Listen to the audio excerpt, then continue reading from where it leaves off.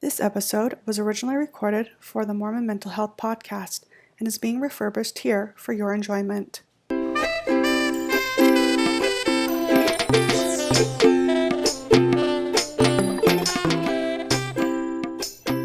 Hello, my name is Jeff Lundgren. Welcome to Mormon Mental Health Podcast. Today we've got a guest whose name you might know, and I can't wait to hear more about her new book and get to know a little bit more about her story. So before we get started, there's a couple things we typically start out with. Mormon Mental Health Podcast is sustained through donations. So as you can imagine, it costs something to host a podcast and all of the things. It costs about $5,000 a year. And so anything that you donate goes to cover those costs. Any donation, is helpful. And if that's not your jam, then you can participate in other ways. You can like our Facebook page, share links, tell a friend, comment, provide feedback, or just give us feedback and recommend topics because I don't know, sometimes it's fun to talk about things that you're interested in. So let us know. Our website is mormonmentalhealth.org, and that's where you can find more information about other podcasts and all the things. Anyway, so to get back to things far more exciting than introductions, it is my pleasure to introduce our guest today, Blaire Ostler. Welcome. Thank you so much for having me. I'm delighted to be here. Thank you. Yeah, Blaire's quite amazing. I mean, she's kind of got a toe in all of these little things. Primarily, I think she would say she's kind of this philosopher and she specializes in queer studies. And even her book really accentuates this delightful intersection of Mormon with queer, right? And so I'm excited to talk more about that. She's also got some really interesting background and participation in the transhumanistic movement here. So she's a board member there and she podcasts with Sunstone. So like I said, it's probably a name and you're familiar with her, perhaps even, she's your bestie. So either way, welcome. Hey, introduce yourself, Blaire. Tell us a little bit about you and where you came from. Yeah, absolutely. I'm born and raised Mormon my whole life. I grew up all over the place, though. My dad was in the military, so I was a military brat. So I've attended church in like the basements of commercial buildings in Korea. And I've also attended church here in my ward in Provo, Utah. So I've had kind of an interesting and kind of broad experience with the church and growing up in the church. But I'm also like a 9th-generation kind of Mormon.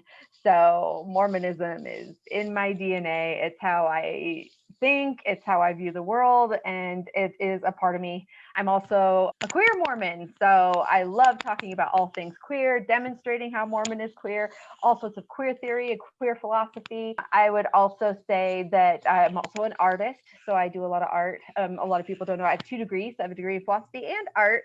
So, but I actually think that a lot of it really actually overlaps. Yeah, I would say that's kind of it. I have a husband and 3 kids, and I don't know, living the Mormon dream in Provo, Utah. Yeah, lots of dreams, and that is a Mormon experience for sure. Yes, for sure. Fantastic. Well, I love where you come from. It's a unique thing to find people that are interested in diverse sexual orientations and identities, right? And which I want to hear more about how you define that. And also have an affinity and a strong love of church theology, at least in Mormon church theology. So yeah, it's a special, lovely place. What was it like growing up Mormon and queer for you? Yeah, it was definitely something that I'm like, how long do you have?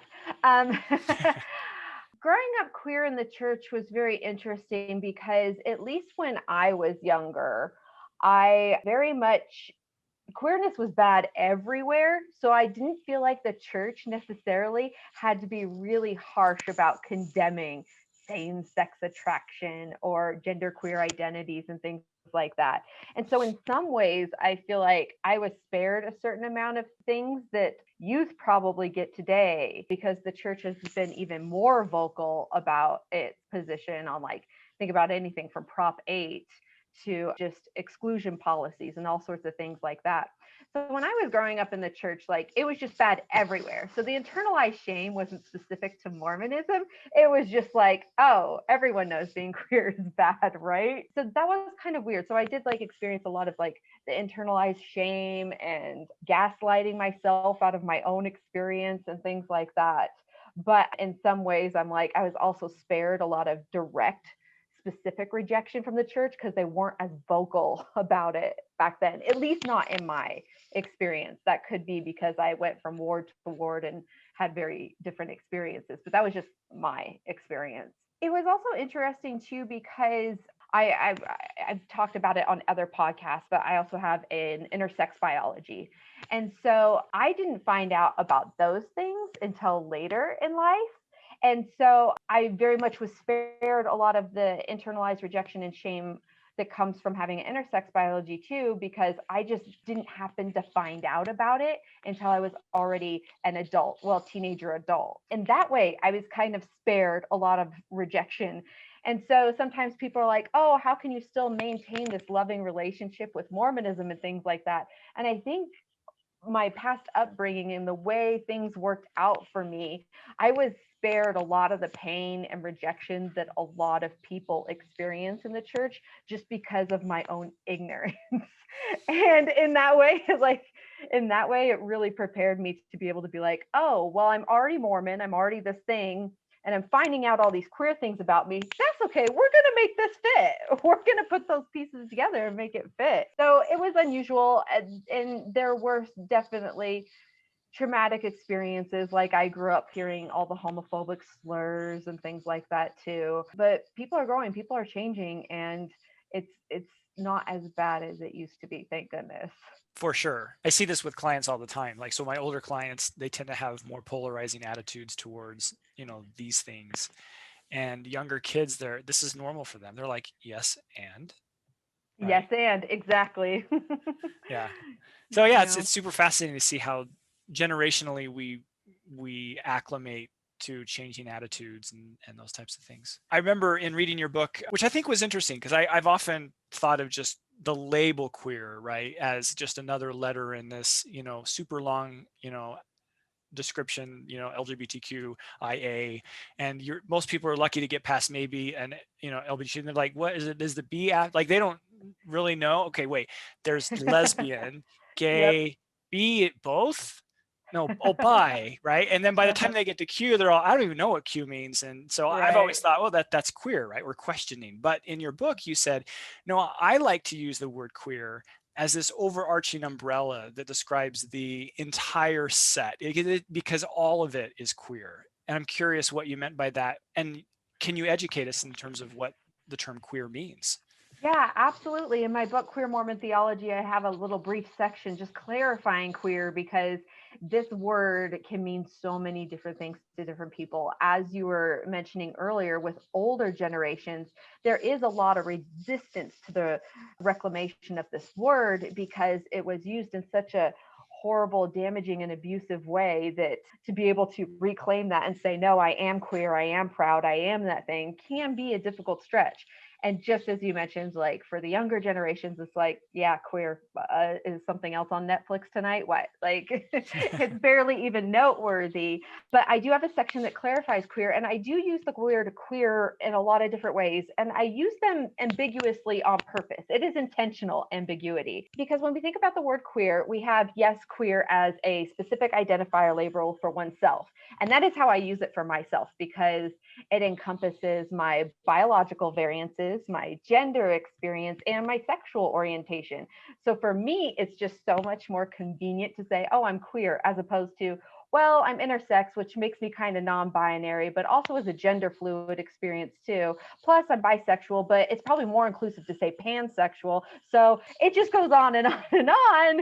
And so I'm just like, oh, I'm just queer. That's good enough. One of the other things I love about the word queer is it does offer a certain amount of privacy over what it means to be a member of the LGBTQIA plus community.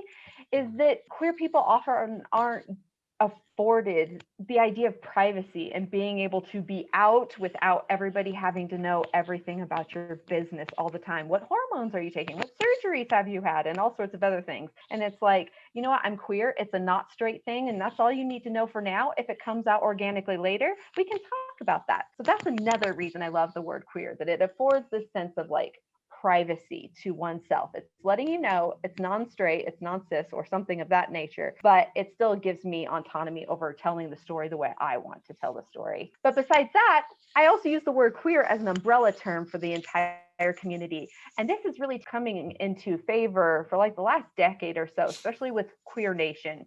who has used the word to say, we're here, we're queer, we're proud, we're not going anywhere. And so that is the broader group reclaiming the word as, okay, this is something that isn't going away. This is something who we are. And guess what? We're actually really, really proud of this queer thing, this thing that we are. And then lastly, I also use the term just the way the term was probably originally intended. It would just mean something odd or peculiar. And that's what I really, really, really love about the word queer, because it applies to so many things, specifically in Mormonism, right? Mormons often pride themselves on being a queer and peculiar people, right? And so by being a peculiar people, like, what's that another word for them to say queer, right? That's just part of who we are. And so I use the word queer specifically within regards to Mormon theology, because it is something peculiar, it is something unique, and it's not something we need to shy away from. Let's talk about it. Let's make sure we keep Mormonism queer. Let's keep the queerness that's already there. So that's mostly how I use the word queer. And sometimes it's ambiguous, sometimes it's private, but that's probably intentional. But I'm usually always happy to answer follow-up questions about it. Thank you. Yeah. And your book has moments of vulnerability in it that I Yes. think is a part of telling the story, and that maybe that comes out in our discussion in some level. But you must have had experiences that helped promote this vigilance around your work and your advocacy. What was that? Yeah. So one of the things that really instigated my, at least coming out process, I should say, I guess as a bisexual person in a passing marriage, it very much looks like, the question always is, well, why did you have to come out? Like, we didn't need to know that thing about you. And for a long time, I was very much content with just like my husband knowing, few family members, couple friends. It was my business. I was not out and proud. Loud and proud was not how I would describe myself at all. But it was actually the November exclusion policy that was the impetus to me coming out visibly and vocally, especially on social media. During that time, my oldest son's baptism was scheduled. And the way it rolled out, it was very unclear as if it was just anyone who identified as LGBT could not have their children baptized. And then later it was clarified, they have to be in a same-sex relationship, or then their child can be baptized. Or it was like, you just have to be in the primary home caregiver who is in a same-sex attraction. So all these weird things started happening. But it was very much troubling to our family, because I was like, so can my son be baptized or not? It was very unclear. And then it got to the point where it's like, okay, it was clear that this policy wasn't directed specifically at me. And that's when I was like, and that's the problem. Mm-hmm. You didn't direct the policy at me, yet I'm still a member of this community. And because you don't see me visibly, you get to keep ignorantly thinking that there aren't queer people sitting next to you in the pews. And that was not okay. I also felt a lot of conflict and sadness about the fact that my son was spared from this policy of exclusion that would bar him from baptism. But yet my bi friend, who's in a lesbian marriage, her children were not spared. Her children could not be baptized, but mine could. Yet we're both bisexual. And that very much triggered in me, like, our children are the same. Our children all deserve the waters of baptism. This is something that doesn't need to be weeded out in this very political kind of way. Whether you're queer or not, this is not the issue that we should be like driving our stake in the ground in. So once those things happened, I had a conversation with my husband, and I had a conversation with my kids, and I was like, because when you're a parent, coming out is not just about you anymore. This affects everyone in the family.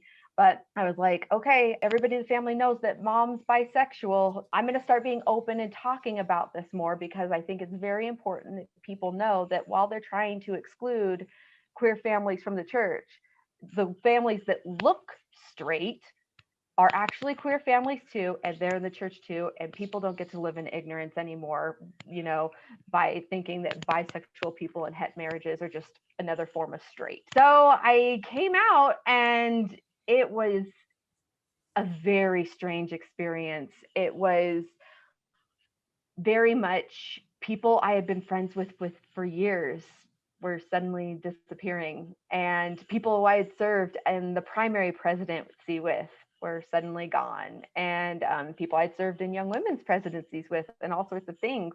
It very much demonstrated all the things I had feared inside, that if you knew me, you wouldn't like me. And so our friendships were already built upon this lie, in the sense that you only liked me because I was straight. And once you found out I was bisexual, all of a sudden we weren't friends anymore. And I feel like that was the hardest part of it, was letting go of those relationships that I was afraid were built upon straight ideals. And then it was actually confirmed. Oh, that is what that relationship was about. The fact that you thought we were both straight, and that made everything okay. On the flip side, so many wonderful things happened as well. I met so many incredible, beautiful, wonderful queer Latter-day Saints all across the LGBTQ plus spectrum. And so many of them welcomed me with open arms and caught me as I felt like I was free falling from a plane. And one of the things was, there wasn't a ton of bi representation. And I knew one bisexual woman, and she very much was a mentor and leader to me in helping me navigate this space, especially when bi erasure is very much still a thing. And I very much feel a lot of gratitude specifically to that friend for helping me navigate that space as a bi person. But back to your original question, the impetus of this was the policy of exclusion. And it's really kind of funny, because the whole point was to weed out the queers, but really you just made a lot of us more visible to the community and in the pews, because it wasn't a big deal until they made it a big deal. They made it a big deal. Like I was that person. I was that bisexual who was like, I'm fine in the closet. I don't need to come out, blah, blah, blah, blah, blah. Like, oh, then you go after the kids. Well, it's another story.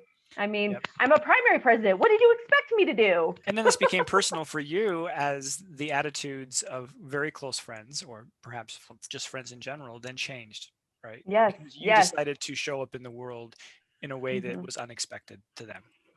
And yes, I would also add to that, I also have had friends throughout the years who left and then came back after a family member came out or a child came out. And suddenly I'm getting messages and calls and PMs from people who are like, oh, what do I do in this situation? And I'm like, oh, I'm so glad this loved one in your life came out and we can be friends again. Because boy, do I have a lot to share with you.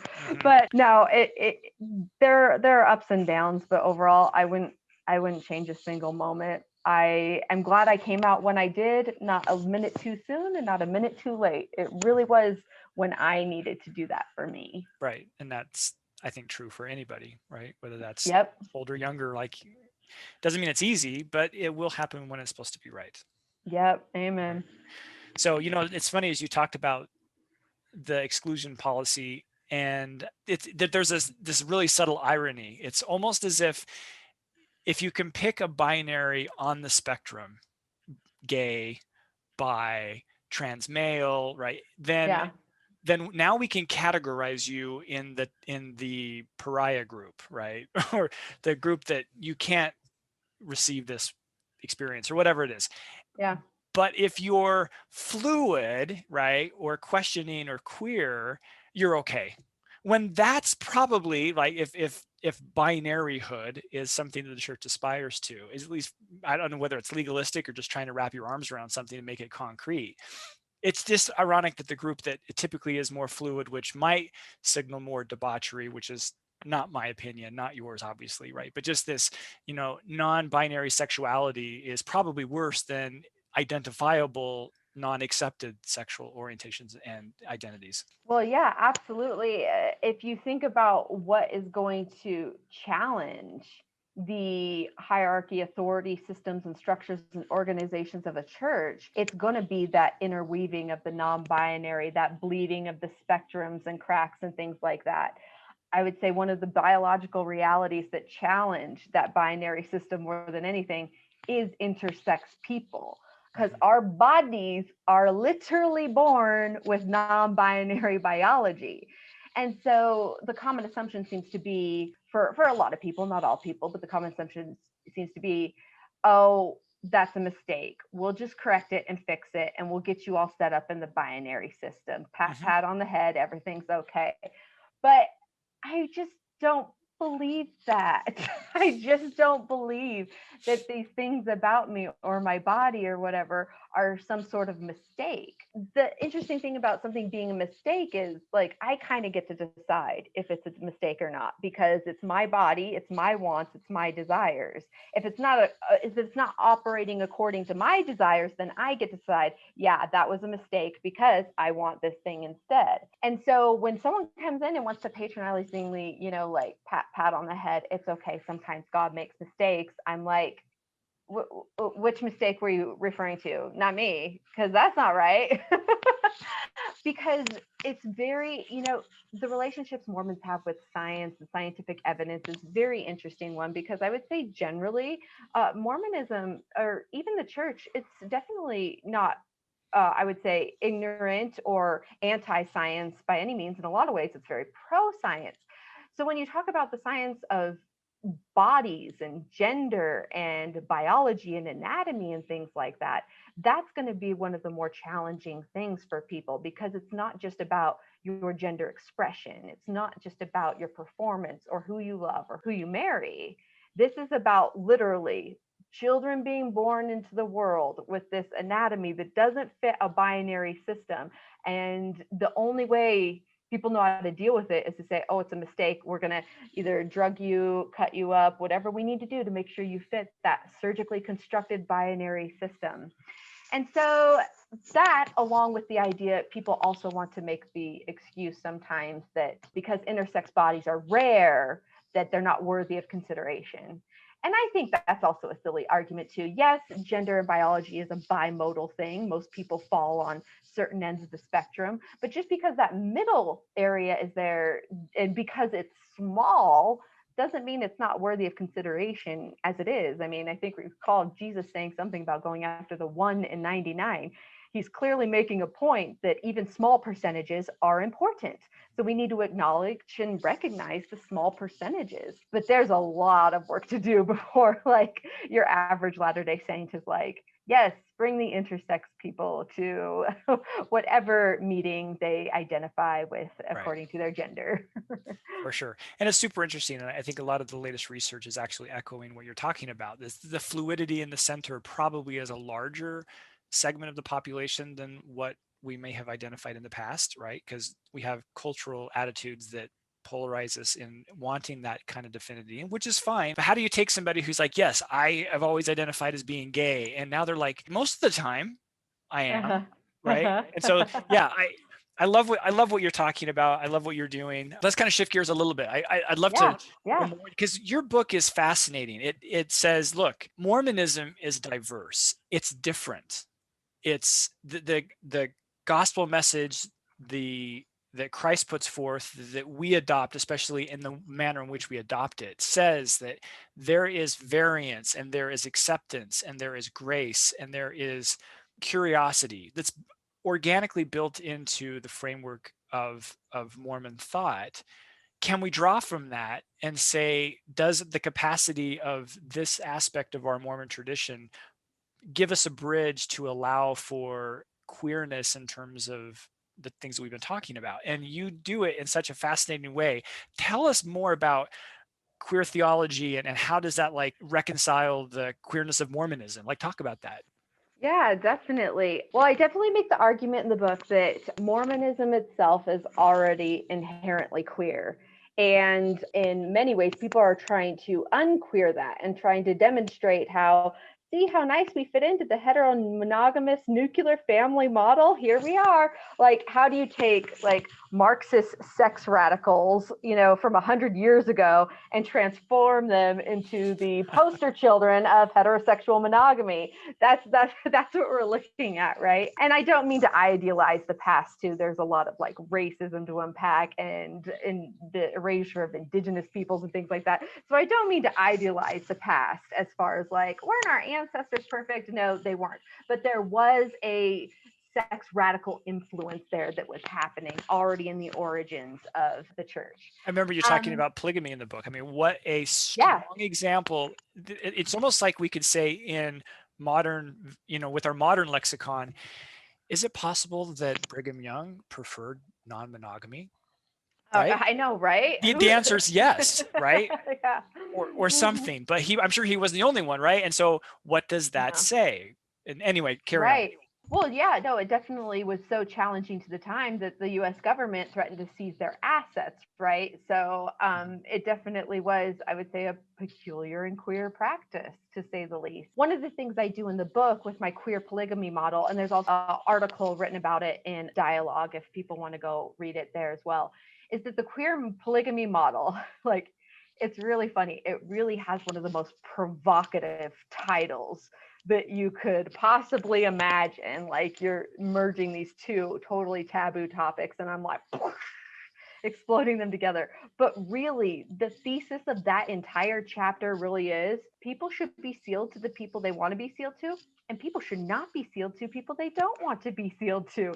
It really is just a long, drawn out way of explaining different sealing practices, marriages, and our responsibilities to one another as community members, and just recognizing that being sealed together in an interconnected heavenly family really is about mutual consent and agency. And so if we engage in those in more positive ways, I also make the argument that queer polygamy is so queer that even heterosexual monogamists can come to the celestial kingdom with us. Because I'm really trying to make the argument that we need to make space for a diversity of desires. And I know the title itself is provocative. And sometimes I get so caught up in my own queer theology ideas. I'm like, of course this is. I mean, it's so regular to me that sometimes I forget for other people it's not quite as regular. But really, even though it has a provocative title, it really is just, if people are desired to be sealed together, whether that's as a friendship, as a family member, as parent-child, or a spouse, like, people should be able to be sealed to the people they want to. I also talk about it in more detail as far as like single people, because within Mormonism and within Mormon theology, being single is a type of queerness, so to speak. Like, we don't really look at single people the way we look at married people, at least culturally speaking, and theologically too. And so I also make the argument in queer polygamy, look, if you are someone who's single, and let's say you want to remain single, whether you're, heterosexual, asexual, homosexual, whatever, if you want to be single, then you shouldn't have to be promised in marriage to be able to attain the highest degree of glory. Because in the community of God, when we all come together and we're all sealed together in this big eternal heavenly family, single people can be sealed to friends, to parents, to nieces and nephews. We can all be sealed together in different types of relationships. And it doesn't always have to necessarily revolve around the heteronuclear monogamous family model. That just doesn't work for a lot of people, not just LGBTQ community, but also single people too. So the queer polygamy model really is just saying, we're all really different. We all want different things in life. We can be sealed together because we love each other. Right. And if you don't want to be sealed anymore, you shouldn't have to be either. So for example, another one of the arguments I make is for children who no longer want to be sealed to, like, say, an abusive parent or family member, a thing like that. People should be able to have more control over, or women have to go through extra hoops to be unsealed in certain situations and things like that. And I go through that in a little bit more detail in the book as well. And that people who don't want to be sealed to be certain people, that there should be a more equitable way for them to be unsealed to people who they feel are toxic relationships. Because sealings for the sake of sealings, that's not going to do anyone any good anyway. So these sealings really need to be predicated more on autonomy, trust, consent, and that really is more the vision and what I call in the book the spirit of polygamy. The spirit of polygamy is the love of community, and as you are a part of that community, you should be able to choose how and where you're going to be sealed to people. Yeah, and it's so interesting. I have adult female clients that are active members of the church and have no desire to get married. Now, they're not seeing me because things are going well in their life. They're seeing me because things aren't going well. And as it centers around this topic, it's because they don't feel like their queerness, which is, as you've described, not necessarily, they may be very, heteronormative, they may be, sexual beings, right? They don't identify asexually and all the things. Yet they don't feel they have a voice of acceptance because they're not married, right? Absolutely. And Well, that's been tough. it's particularly difficult for women too, because there's still a binary segregation of women being able to have their own social autonomy in the church without a patriarch, mainly priesthood ordination, right? It can be difficult to navigate a patriarchy without a patriarch in hand.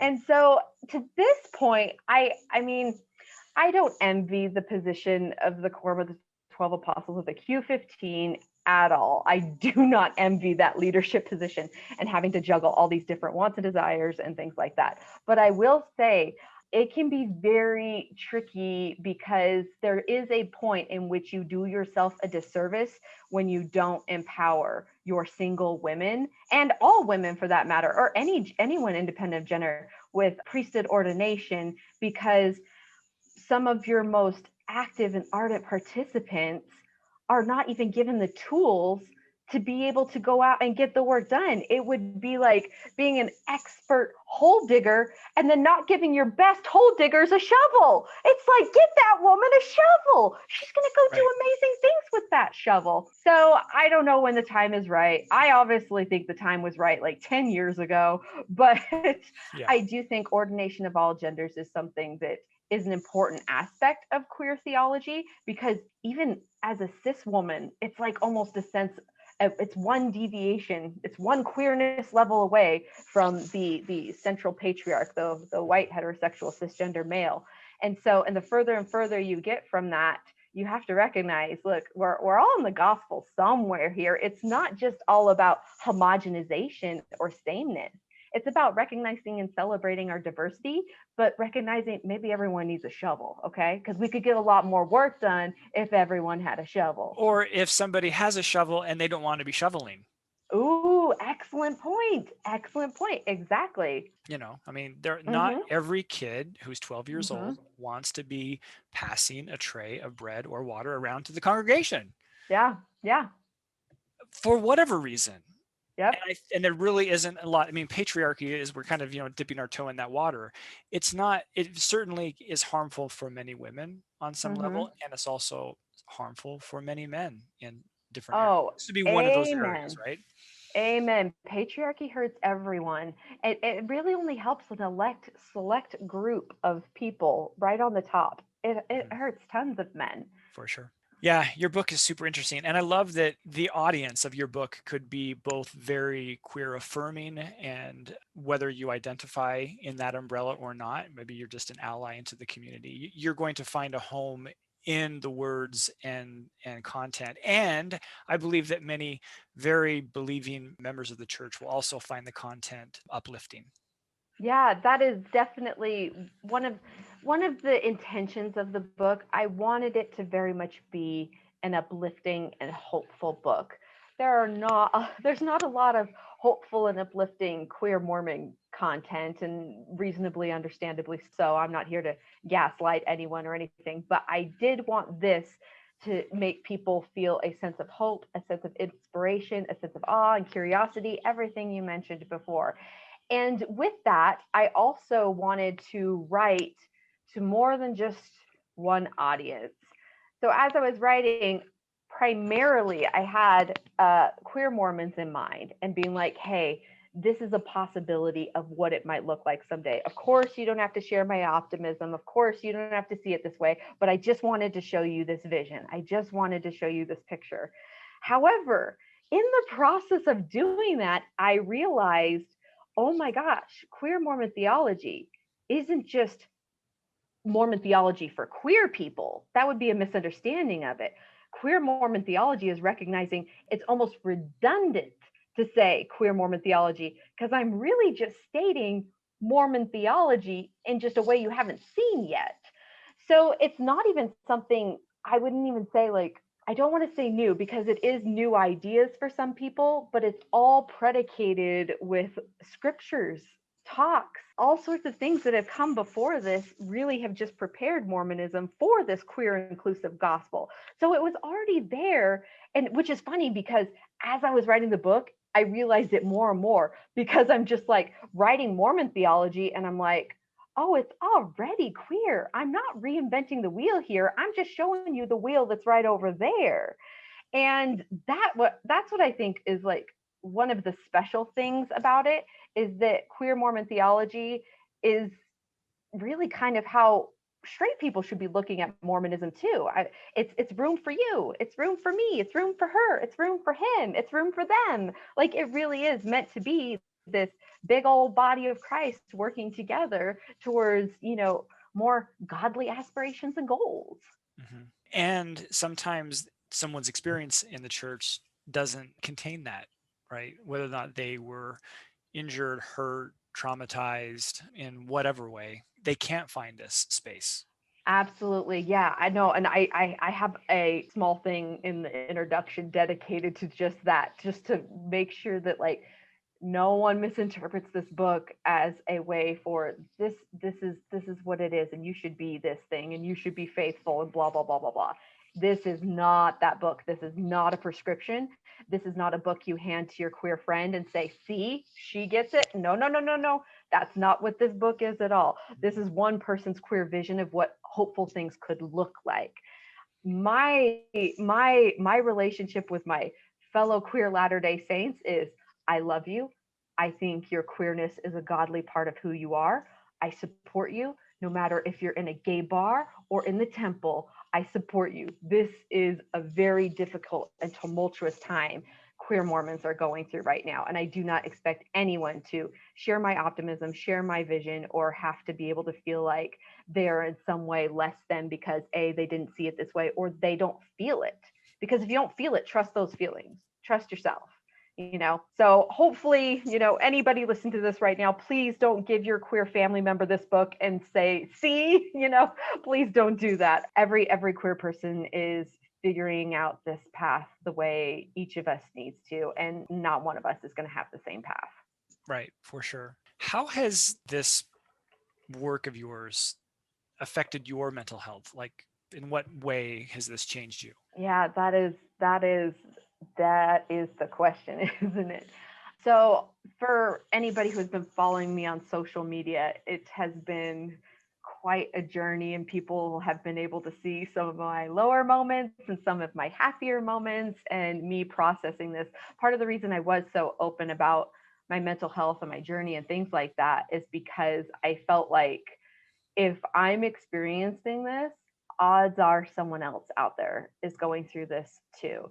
Someone else is struggling. Someone else is having a hard time with this, or even just conflicting feelings about this. Sometimes I'm really happy about some of these queer Mormon things, and then other times I feel really sad. And so it really has been a roller coaster event. But for me personally, and what I had to do for myself more than anything, I can't not be Mormon. I don't want to not be Mormon. It's very much part of who I am. And I like being a Mormon. That doesn't mean I like everything about Mormonism or everything about the church or everything about our culture and things like that. It means I am a Mormon and it's part of who I am. On the flip side, I am queer. I am biologically queer, gender queer, sexually queer. I am very much queer. And I like being queer. That doesn't mean I love everything the queer community has done, or there hasn't been trauma there, or sometimes I didn't wish, maybe I wish I weren't the thing anymore. But overall, I'm queer and I like being that thing. So here I have these two parts of me, literally, like I feel like DNA woven throughout my body, in my veins, and everything inside of me saying, you are Mormon and you are queer. And everything outside of me is screaming, no, no, no, you can't be that thing.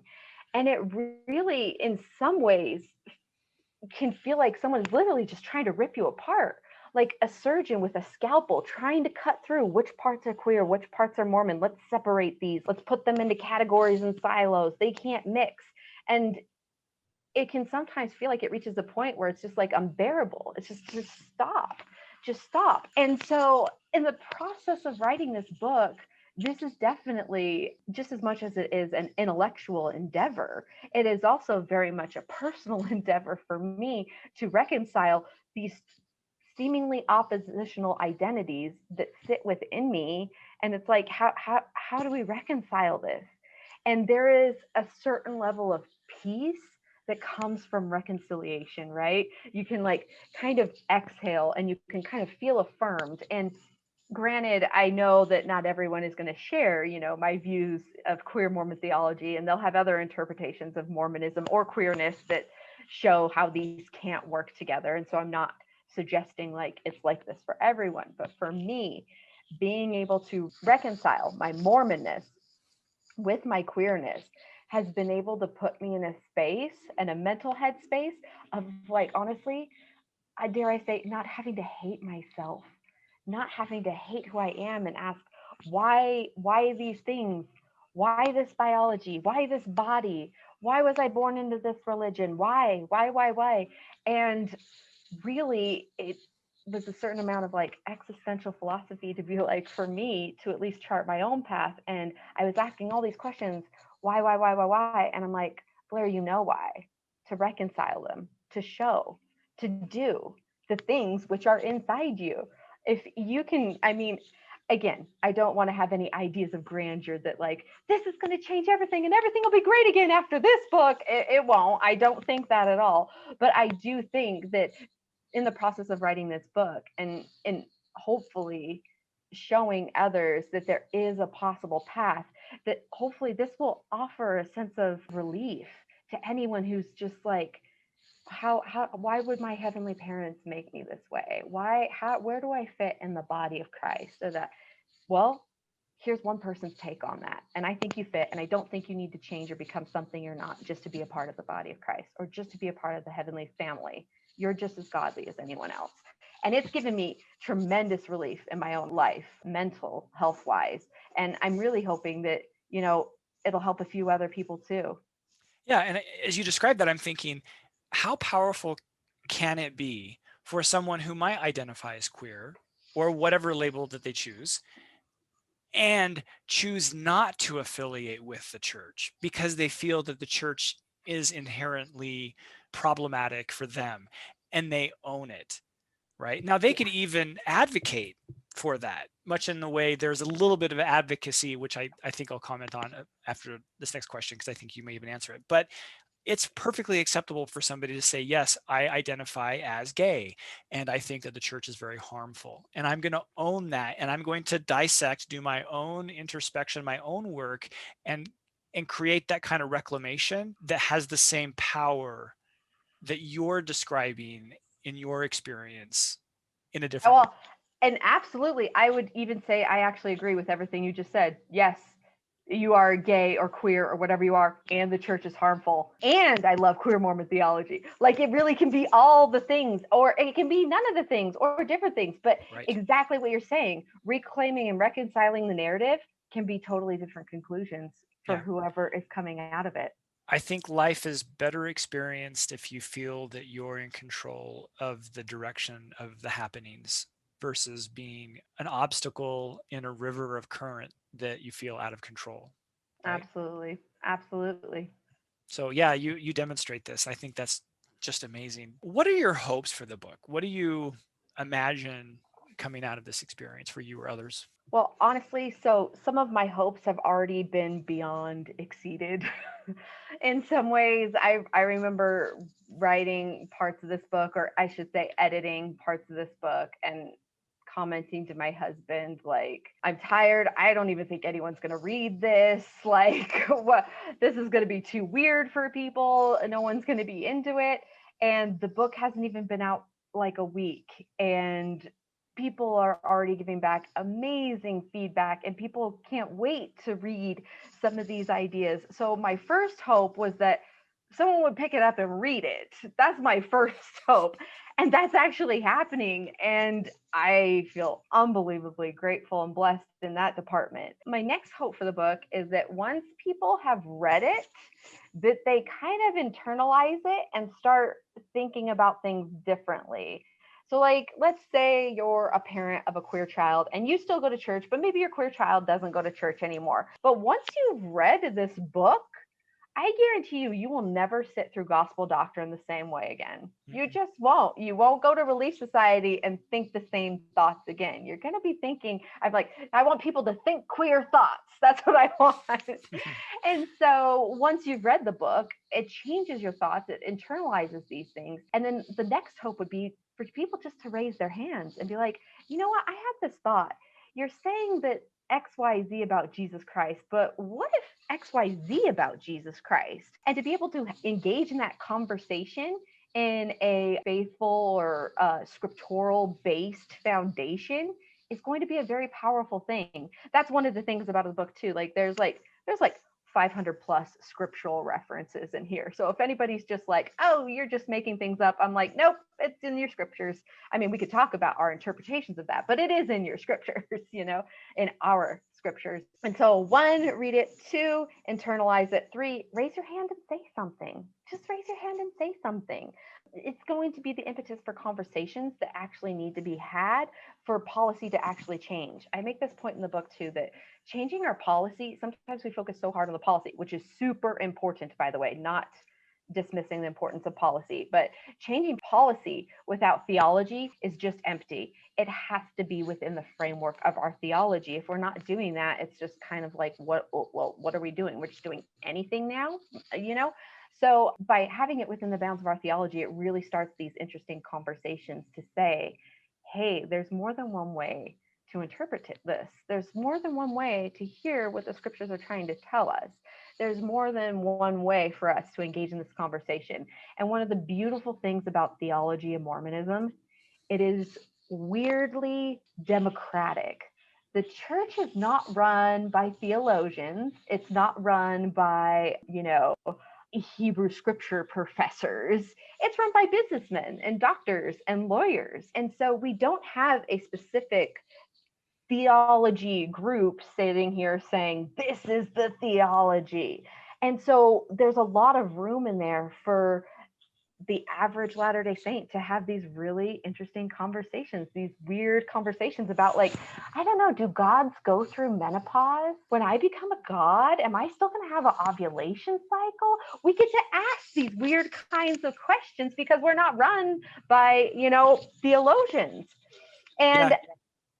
The hope is for this book is to start queer conversations and start talking about, ask these questions and what is this going to look like? This book is not about save it for another day or this will all work out in the end or blah, blah, blah. It's about right here, right now. What does this mean for us? Sometimes people get so caught up in the idea of eternity being this thing down the road, this thing for later. But eternity is made up of an endless series of right now. Right now is queer Mormon theology. Right now is eternity. Eternity isn't over there. It's not back there. It's right now. Eternity is always now. And so if we engage in these conversations, ask these hard questions and dive deeper into these things, I guarantee you we're going to have a lot more humility about where queer people belong in the church when we're asking questions about how do God see time in the cosmos of eternity when we can't even, think past living 110 years at most. Like, there's a lot of humility to be had in queer Mormon theology. So that is really my hope for the book, to start these queer conversations so people can really see that, there's so much we don't know, but let's dive in anyway. And let's ultimately love and compassion, Jesus's number one commandment. Love God, love each other, love your neighbor, love yourself. That's the first and foremost commandment. If we keep that at the core of the conversation, it's going to be a lot more productive. Yeah, I totally agree. My big takeaway from the book was this. I think you and I would acknowledge that the church is struggling to identify itself in a way that retains its membership. Yeah. That's what I think, right? Yeah. Well, I think that's true across the board. I mean, a lot of research has shown that. So yeah. Right. And not unique to to the church in and of itself. Other Christian denominations are experiencing a secular wave of, things happening. But the church particularly, I think, is struggling with how do we do this? How do we retain the orthodoxy and the principles and the adherence and all the things and preserve that at the same time without having everybody just walk away? It's a big challenge. Your book to me came across as the antidote. It to me represents the line of thinking that allows for what I think has been a trajectory of rigidity and a lack of acceptance and a lack of openness. This seems to me like, hey, this is who we are. We know how to do this. Let's do this. Let's do this in a way so that everybody feels like they have a voice. Right. And their person and their identity and their belief systems have a home that is both malleable on their own journey and for those people that want to be a part of the church covenant path, air quotes, right? That they could participate in a way that makes sense for them.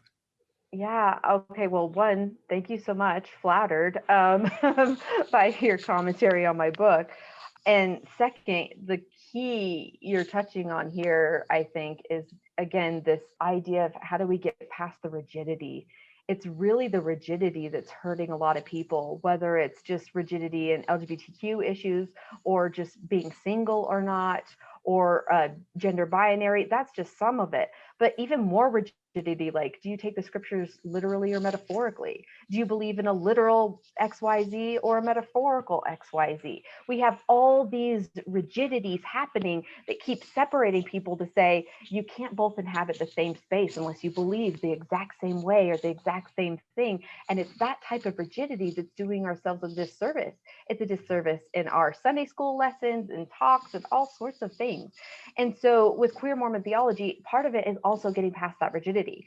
You can 100% be an atheist and still read this book and hear parts of what I'm saying as applicable in certain ways. And you could also be a 100% literal believer and be like, oh, I can hear parts of what she's saying in here too. So in queer Mormon theology, I'm trying really hard to get past that layer of rigidity to where you have to take the scriptures literal or metaphorical or whatever, that either way, you can still read this and get something out of it as like, oh, I get what she's trying to say. And we can have, again, those queer conversations, right? And it is sad sometimes too. It does make me sad. And I'm really open about the fact that I don't really attend church anymore. I worship in other ways. I still hold to a lot of Mormon beliefs, but I don't really attend the pews. And one of the reasons is that because we have one of the most incredible, beautiful, radical, deep theologies and cosmologies. But you never know that if you walk into a gospel doctrine class sometimes. Like sometimes it feels like, well, and I'm obviously generalizing here. I'm sure there are a lot of delightful gospel doctrine classes that go into the depth of, the metaphysics of God, physiology, sure. But I just think that generally speaking, we like to stick with what's correlated, and whenever there's something outside that correlation, oftentimes it's treated with hostility. And that's what's sad, because so much of the good parts of Mormonism are in the correlated lesson manual. And so we have all these incredible things we could be talking about, but we don't talk about it. And so that's what I wanted to do. Some of it, I was like, I just want to talk about these things. I just want to go to gospel doctrine. Yeah, exactly. I did. The part of like, I didn't even know if I want to bring this up, but I'm just going to make everybody smile. Jesus in the Garden of Gethsemane experienced everything. Yeah. What was it like for him to experience his first menstrual period? Yeah. Cycle, right? Yeah. Okay. Did he really? Okay. Well, yes, no. Like, does it really matter? Like, exactly. Let's just accept that as a basic principle of Christianity, that Christ took upon him sin and understood everything for in every way, not just for cisgender white men and gendered women. He understood it all. What does that really mean? So even the way in which you described that, I think in the book was just it was wonderful. It was delightful. Oh, I'm so glad. That was definitely one of my favorite parts. I think it's chapter 3 on I think so. Christ. And again, you touched on it so beautifully, is because whether you believe Gethsemane was real or whether you believe it's fan fiction, it almost isn't it's not the crux of the argument. No. The crux of the argument is, if you believe this thing according to the narrative, Jesus is really going through something really queer in Gethsemane. He's having a period, he's having childbirth, he's having testicular cancer, he is having all the things happen in some sort of way, whether you believe that to be a literal physical thing or a metaphorical thing. Either way, it's queer. For sure. And not definitive, right? Exactly. We'll find out in the next life. The Lord will take care of it. Well, that's queer. How do people find you? Yeah, I spend a ridiculous amount of my time on Facebook. So you can probably find me on Facebook, or you can read some more of my work on my website, which is blaireostler.com. It's usually got links to podcasts and articles and things like that I wrote. I'm also on Instagram and Twitter, but Twitter terrifies me, so I'm never on Twitter. If you just go to my website or Facebook, you can definitely find me there. Excellent. And I think at some point here, if it isn't already available, your book will be on Amazon and all the things. It is available right now, so anybody who wants to go buy it, it's on Amazon on Kindle, and it is on paperback. And I have got word that it has now been approved for an eventual audiobook. So that'll Fantastic. be exciting. Congratulations. I'm excited for you. And thank you so much for your time. You articulate these things with a passion, and it's intelligent, and I just love your advocacy and your work, and your personality just kind of really showcases this. Thank you. Thank you so much for having me on. This was wonderful. You're very welcome.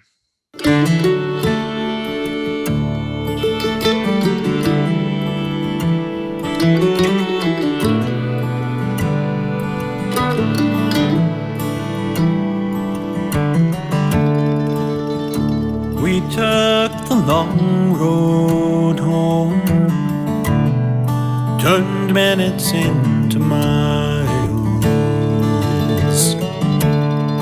and as the evening traveled on, the sunset bathed your smile. We stopped beneath the desert stars, wrapped in each other's arms. Was as simple as I love you, an ordinary, extraordinary truth.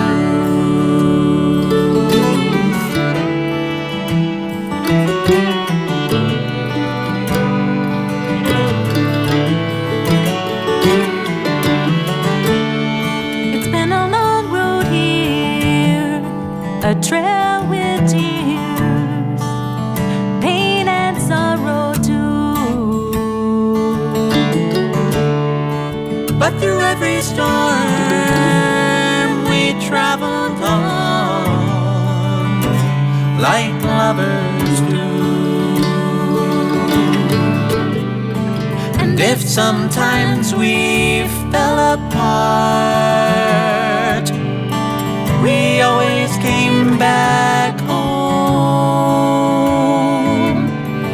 Was as simple as I love you, an ordinary, extraordinary truth.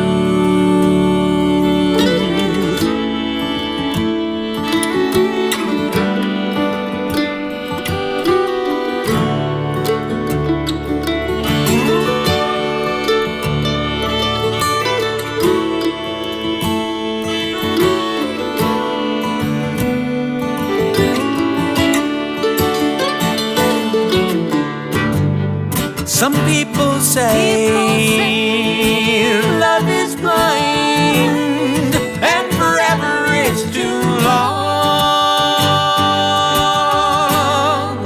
But I see your eyes in every sunrise. Can't imagine life alone.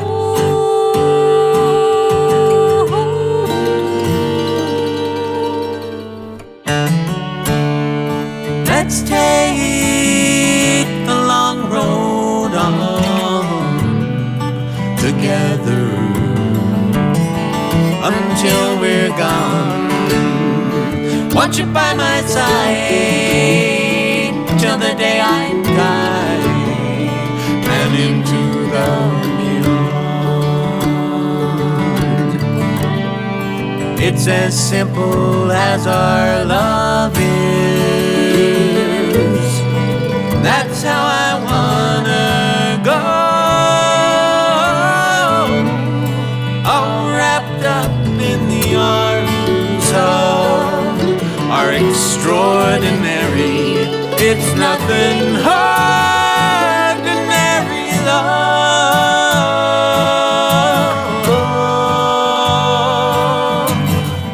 Ordinary. No, it's extraordinary.